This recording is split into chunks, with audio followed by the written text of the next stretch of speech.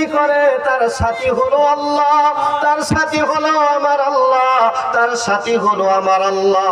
আল্লাহ রাব্বুল আলামিনের বান্দা যখন দীর্ঘদিন পার হয়ে গেল, এই যুবককে ডাক দিয়া কয়, ও যুবক, আমার এত সুন্দর রূপ যৌবন, তুমি একবারও কেন তাকাও না? যুবক ডাক দিয়া বলে, আমি আল্লাহর জান্নাতে চোখ দিয়া দেখেছি। আল্লাহু আকবার। আমি আল্লাহর জান্নাতে আমার চক্ষু মোবারক দিয়ে দেখেছি। আল্লাহর জান্নাতের চাইতে কোন সুন্দর আর দুনিয়ায় আমি কিছু দেখি না।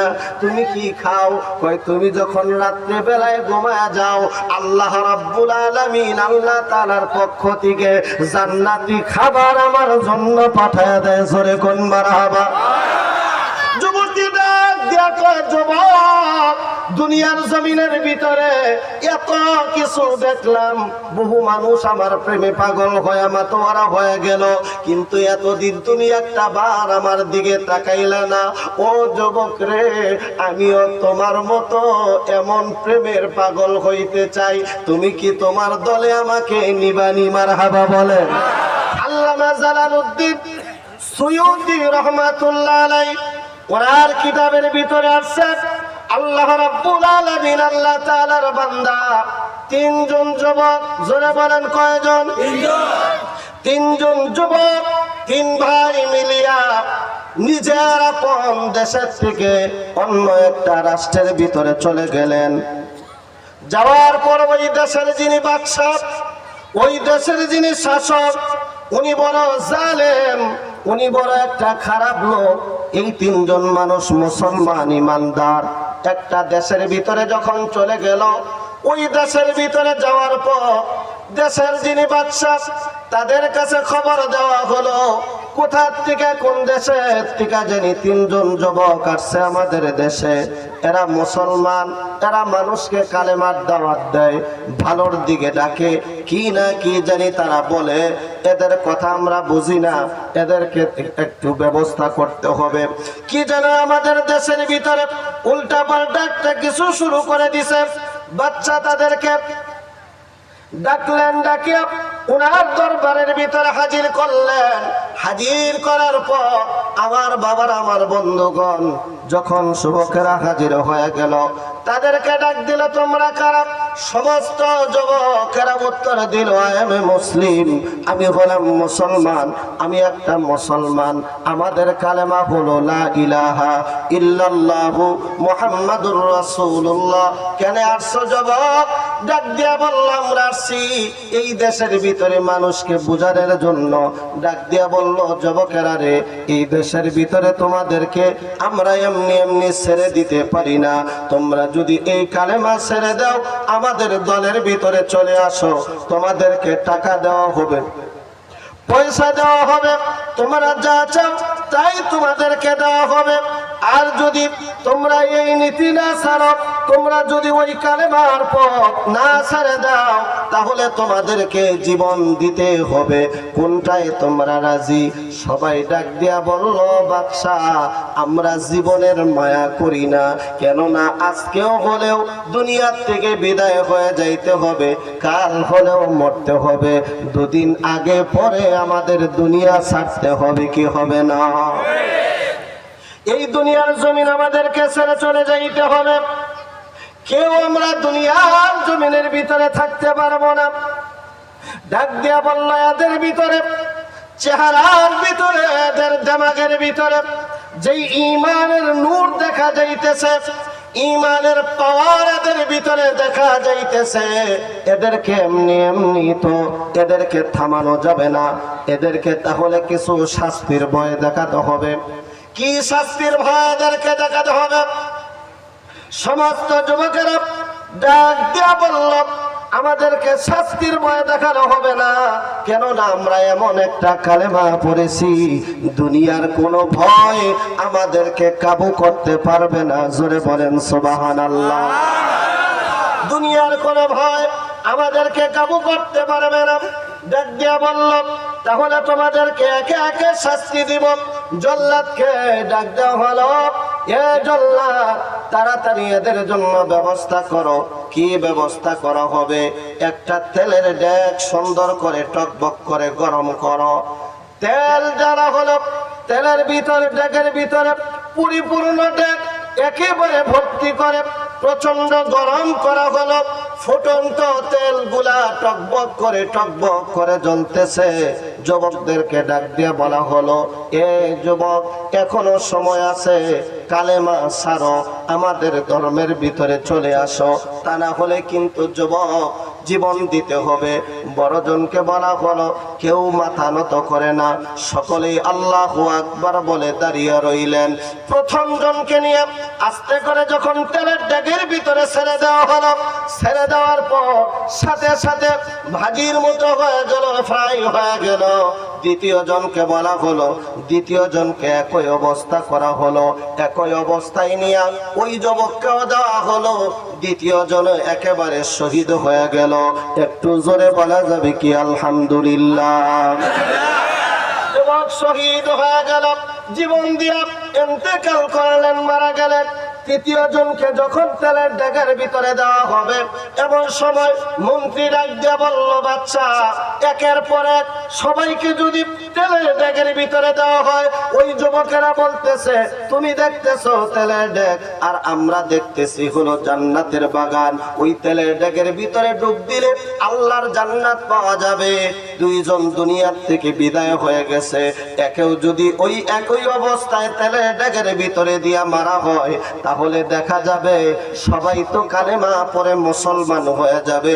অতএব এই লোকটাকে কলে কৌশলে এই জীবন এই এদের ধর্মের দিকে কলে কৌশলে এদেরকে ফিরাইতে হবে। আমার আল্লাহ রাব্বুল আলামিন, আল্লাহ তাআলা যারা ইস্তেকামাত করে, যারা ধৈর্য ধারণ করে, ইন্নাল্লাহা মা'আস সাবিরিন, ধৈর্যধারীদের সাথে আছেন কে? আল্লাহ। জোরে বলেন কে? আপনার পড়শি, আপনার আপনজন, কেউ যদি আপনার সাথে খারাপ আচরণ করে, কেউ যদি আপনার সাথে দুর্ব্যবহার করে, খালি ইন্নাল্লাহা মা'আস সাবিরিন, ধৈর্য ধারণ করে বিচার হবে আল্লাহ তাআলার কাছে। আমার আল্লাহ রাব্বুল আলামিন আল্লাহ তাআলার দিকে মুতাওয়াজ্জহ হয়ে থাকবেন। আল্লাহ বলে, বান্দা, যখন দুনিয়ার সমস্ত দিক হইতে মুখ ফিরাইয়া আমি আল্লাহর দিকে রুজু হও, আমি আল্লাহ তোমার জিম্মাদার হয়ে যাই। জোরে বলেন সুবহানাল্লাহ। এই যুবক, গভীর মনোযোগ, যুবকটাকে আমার ভাইয়ের, আমার বন্ধুগণ, যখন তার কাছে নেওয়া হলো, ডাক দিয়ে বলল, যুবক, তুমি এখনো সময় আছে, তোমার যে ভাইয়েরা আছে এদের মতো করে তোমাকেও মারা হবে। যুবক চোখের পানি ছেড়ে কান্না করতেছে। বাচ্চা ডাক দিয়ে কয়, এখনো তুমি কান্না করতেছো কেন? ভয় পায়া? কয়, না না, ভয় পায়া কান্না করি না, আমার ভাইয়েরা তেলের ডেকের ভিতরে ডুব দিয়া জান্নাতের ভিতরে চলে গেছে, এখন পর্যন্ত আমি যাইতে পারি নাই, এই জন্য আমার মনের দুঃখে কাঁদতেছি। আমার যাইতে দেরি হইতেছে, আমাকে কেন দাও না? আমার মনের ভিতরে আগ্রহ, এখনই যাই আমি তেলের ডেকের ভিতরে ডুব দেই। জোরে কোন আল্লাহু আকবার। ইমানি শক্তি কেমন? ইমানের বলে হও বলিয়ান, তবে উড়িবে আকাশে বিজয় নিশান। আমার ভাইয়ের, আমার বন্ধুগণ, একজন নজিরে ডাক দিয়া বলল, হুজুর, এই লোকটাকে আমার কাছে ছেড়ে দেন। এই লোকটাকে ইমানের থেকে বেঈমান বানাইতে যাহা প্রয়োজন আমি তাহা সবকিছু করে নিব। বলল, যাও, কতদিন সময় লাগবে? 40 দিন সময় আমাকে দেন। 40 দিনের ভিতরে এই যুবকের ঈমান নষ্ট করে একে আমি বেঈমান আমাদের দলের ভিতরে আনবো। যুবকের দায়িত্ব নিয়ে গেলেন। কি করতে হবে? আলাদা একটা রুম, একটা কামরা দিতে হবে, একটা বিল্ডিং বাড়ি দিতে হবে। ওইটার ভিতরে আমি যাহা ব্যবস্থা করার তাহাই করব। বাচ্চা ডাক দিয়া বলল, আচ্ছা, তোমাকে দিয়া দিলাম, যাও। ওই ব্যক্তির বাড়ির ভিতরে একটা সুন্দর রূপবতী পরমা সুন্দরী একটা কন্যা সন্তান ছিল। আমার ভাইয়ের, আমার বন্ধুগণ, ওই কন্যাটার ব্যবহারও তেমন ভালো ছিল না। মানুষদেরকে আকৃষ্ট করে বহু যুবকদেরকে নষ্ট করেছে। ও যুবক ভাইয়ের, আমার বন্ধুগণ, তোমরা আজকে যুব সমাজের উদ্যোগের মাহফিল, আমার যুবক ভাইদের পায়ে ধরে বলি, নেশায় পড়ে, মোবাইলের নেশায় পড়ে, নারীর নেশায় পড়ে, খারাপ রাস্তায় যায় তোমার জীবন, সোনার জীবনটা নষ্ট করো না। তোমার আমার জীবনের দাম আছে না নাই? জোরে বলেন, যুবকের জীবনের দাম আছে না নাই? কেমন দাম আছে? আল্লাহ রাব্বুল আলামিনের, আল্লাহ তাআলার দেওয়া এই জীবন খেলায় খেলায় নষ্ট করো না, খেলায় খেলায় নষ্ট করো না। জীবনটাকে সময় কাজের ভিতরে লাগাও। ও বাবারা, আমার বন্ধুগণ, আল্লাহ রাব্বুল আলামিন, আল্লাহ তাআলার এই বান্দা, তাকে নেওয়া হলো, তার মেয়েটাকে ডাক দেয়া বলল, মা, ইনি হলো মুসলমান, ইনি বড় ইমানদার ব্যক্তি।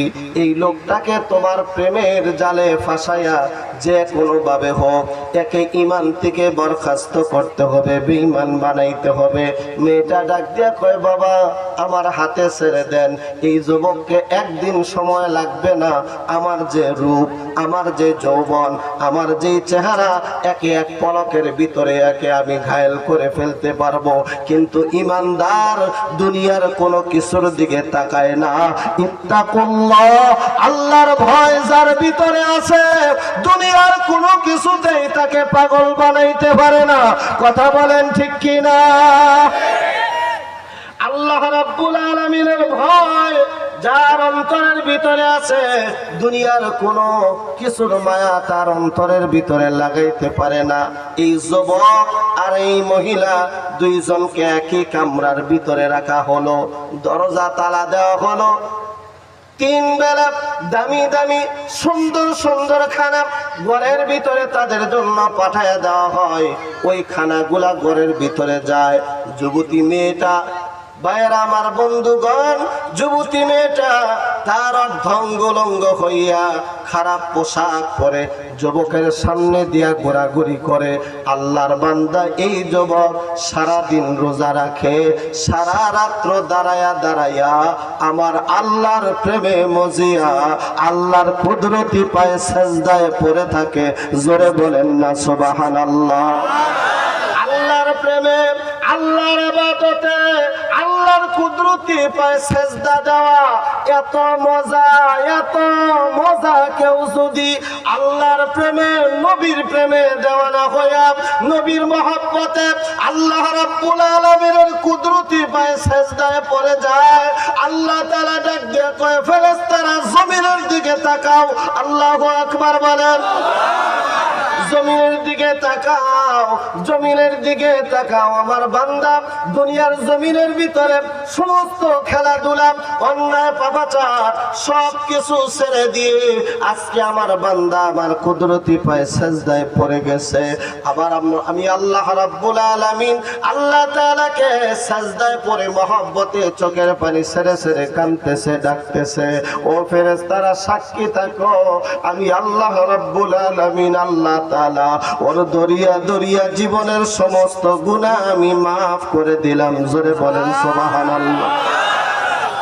এই যুবক এইভাবে একদিন না, 2 দিন না, দীর্ঘ 40টা দিন ঘরের ভিতরে রইলেন।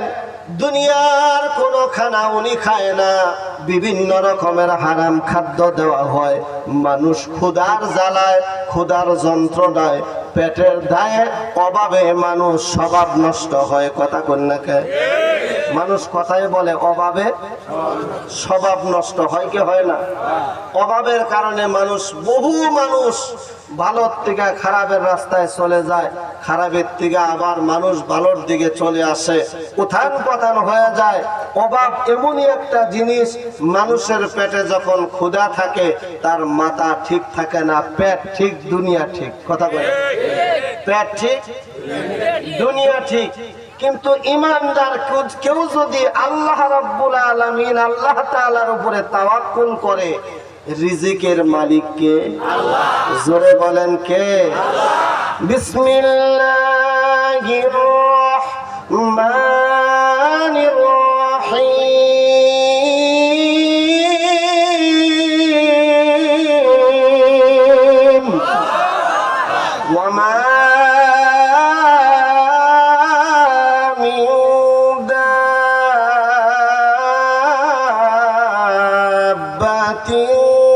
ফিল আরদি ইল্লা আলাল্লাহি রিজকুহা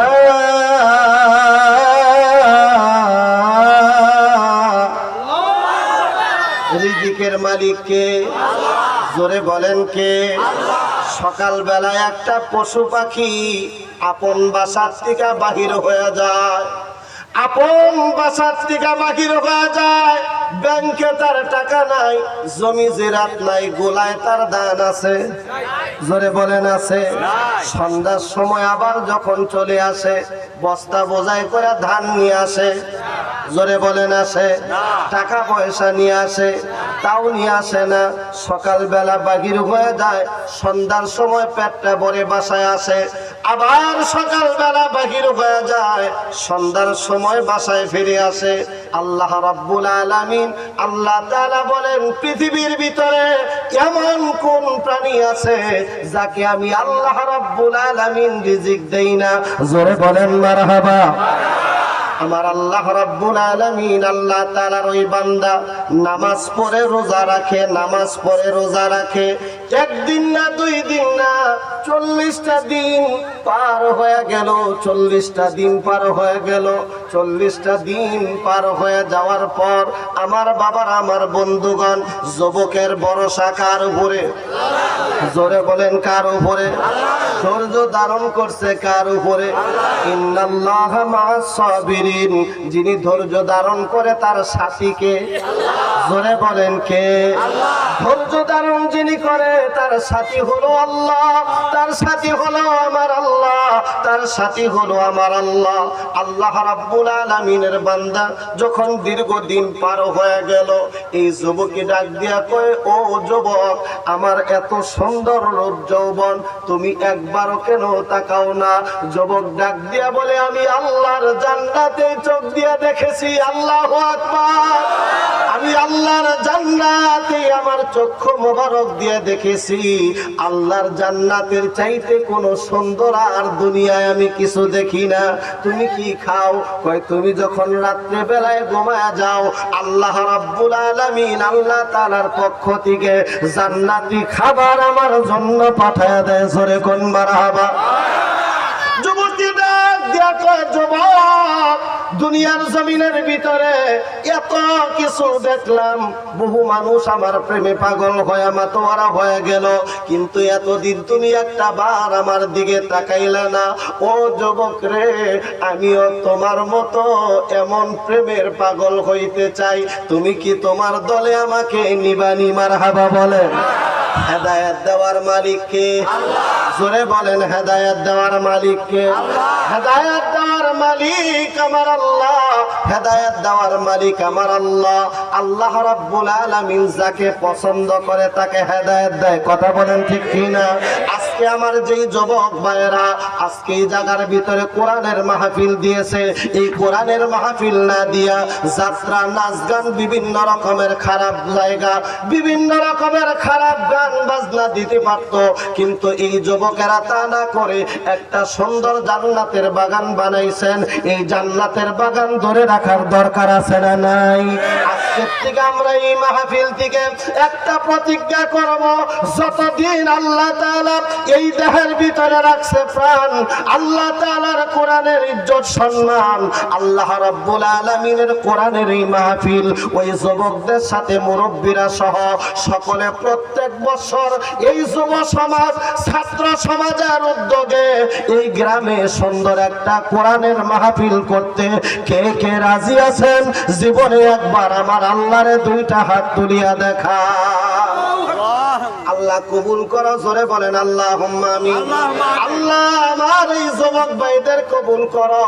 খালিদ বিন ওলী নবীর আশিক বানায়া প্রত্যেক বছর এদেরকে এর চাইতে সুন্দরভাবে মাহফিলটা করার তৌফিক দিও। বলেন আল্লাহুম্মা আমিন। আরো জোরে বলেন আল্লাহুম্মা আমিন। একটু মহব্বতে জিকির করেন লা ইলাহা ইল্লাল্লাহ। কালবে লা ইলাহা সবাই লা ইলাহা ইল্লাল্লাহ, লা ইলাহা হাসবি রব্বি জাল্লাল্লাহ মা ফি কলবি গায়রুল্লাহ বলেন হাসবি রব্বি জাল্লাল্লাহ মা ফি কলবি গায়রুল্লাহ নূর মুহাম্মদ সাল্লাল্লাহু লা ইলাহা লা ইলাহা লা ইলাহা ইল্লাল্লাহু মুহাম্মাদুর রাসূলুল্লাহ সাল্লাল্লাহু আলাইহি ওয়াসাল্লাম। ও যুবক ভাইরা আমার, মুরব্বী বাবাজিরা, 40 দিন পর ওই মেয়ের বাবা এসে দরজার ভিতরে টোকা দিছে। ভিতর থেকে মেয়েটা আওয়াজ দিল, বাবা কি বলো? বাবাই ডাক দিয়া কয়, যুবকের কি খবর? কয় কাজটা মোটামুটি ঘোষায় আনছি, কিন্তু এই যুবকটা তার বড় ভাই দুইটা দুনিয়ার জমিন থেকে বিদায় হয়ে গেছে তার চোখের সামনে।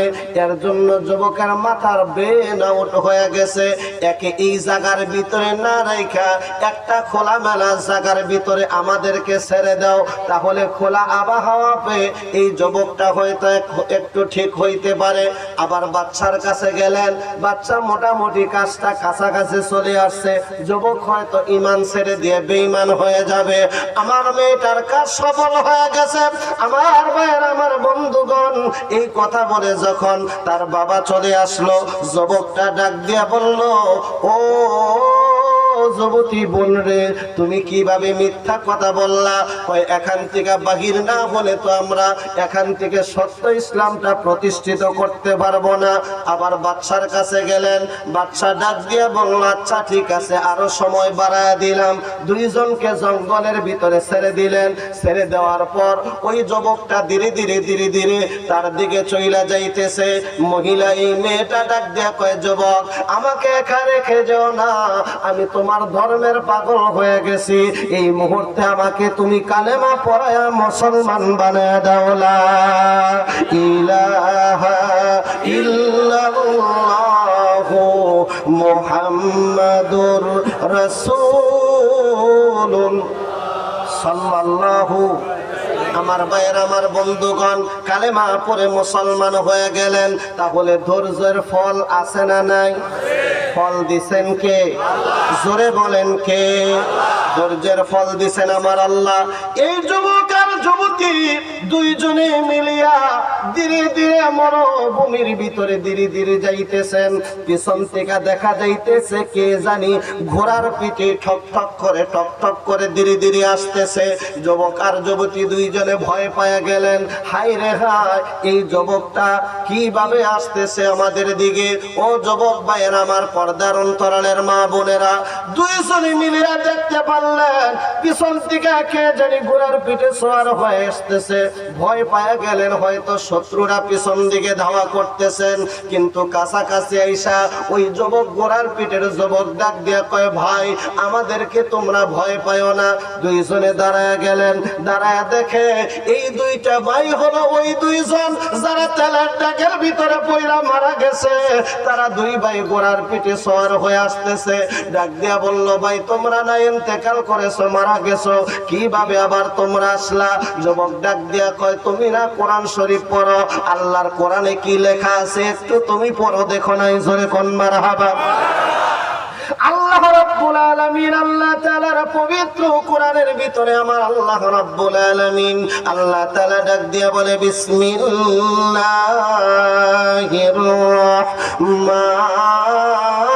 রহমানির রহিম।